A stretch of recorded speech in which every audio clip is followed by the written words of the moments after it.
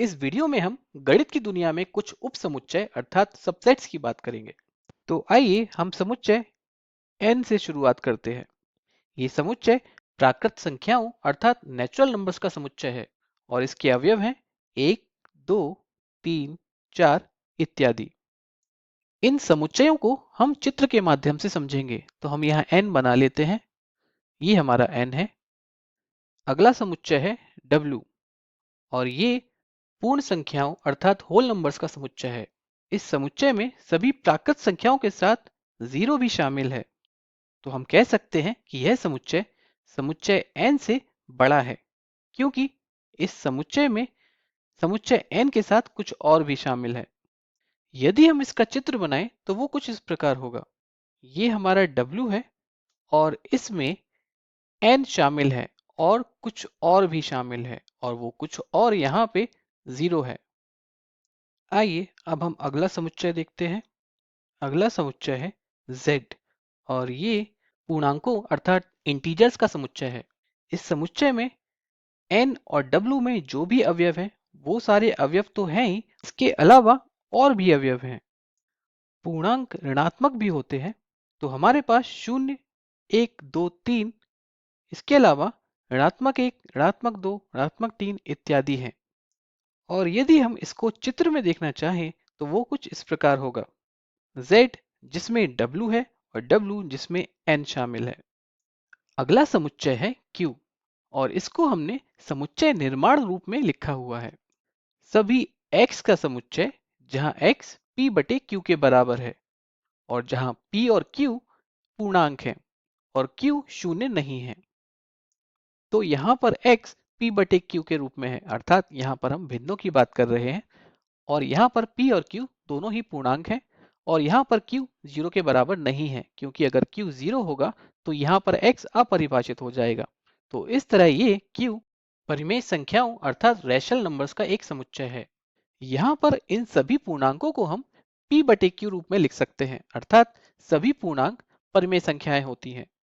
उदाहरण के लिए हम 2 को 2 बटे 1 लिख सकते हैं, 3 को हम 3 बटे 1 लिख सकते हैं इत्यादि। तो हम यहाँ पर कह सकते हैं कि पूर्णांकों का समुच्चय परिमेय संख्याओं के समुच्चय के अंदर शामिल है।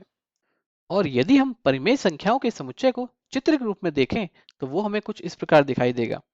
और हम यहाँ पर देख सकते हैं कि परिमेय संख्याओं के समुच्चय के अंदर वो सभी संख्याओं के समुच्चय आते हैं जो अभी तक हमने पढ़े हैं, अर्थात सभी पूर्णांक, सभी पूर्ण संख्याएं, सभी प्राकृत संख्याएं। इस प्रकार हम इन सभी संख्याओं को परिमेय संख्या के रूप में लिख सकते हैं। आइए अब आगे बढ़ते हैं। तो हमारे पास यहाँ पर एक और समुच्चय है, समुच्चय T, और ये भी समुच्चय निर्माण रूप अर्थात सेट बिल्डर फॉर्म में है। तो यहाँ पर T सभी x का समुच्चय जहाँ x एक वास्तविक संख्या है। यहाँ पर r वास्तविक संख्याओं का समुच्चय है। हमने इस अध्याय के सबसे पहले वीडियो में इसको पढ़ा था।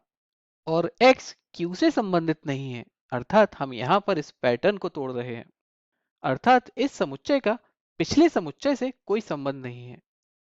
तो ये समुच्चय यहाँ पर अपरिमेय संख्याओं अर्थात इर्रेशनल नंबर्स का समुच्चय है। तो वो सभी संख्याएं जो परिमेय संख्याएं नहीं हैं अपरिमेय संख्याएं कहलाती हैं। उदाहरण के लिए हम यहाँ पर इन संख्याओं की बात कर रहे हैं, जैसे पाई, ई, 2 का वर्गमूल इत्यादि। इनमें से किसी भी संख्या को हम p बटे q रूप में नहीं लिख सकते हैं। और यदि हम इस समुच्चय को q के बाहर चित्र के रूप में देखना चाहते हैं तो वो हमें कुछ इस प्रकार दिखाई देगा। तो ये अपरिमेय संख्याओं का समुच्चय है। इसका इन सभी समुच्चयों से कोई संबंध नहीं है। तो इस प्रकार संख्याएं या तो परिमेय संख्याएं हो सकती हैं या फिर वो संख्याएं अपरिमेय संख्याएं हो सकती हैं, और इन दोनों को अगर हम मिला दें तो हमें रियल नंबर अर्थात वास्तविक संख्याओं का समुच्चय मिल जाता है। आइए अब हम इन सभी समुच्चयों को जोड़ने के लिए उपसमुच्चय के प्रतीक चिन्ह का उपयोग करते हैं।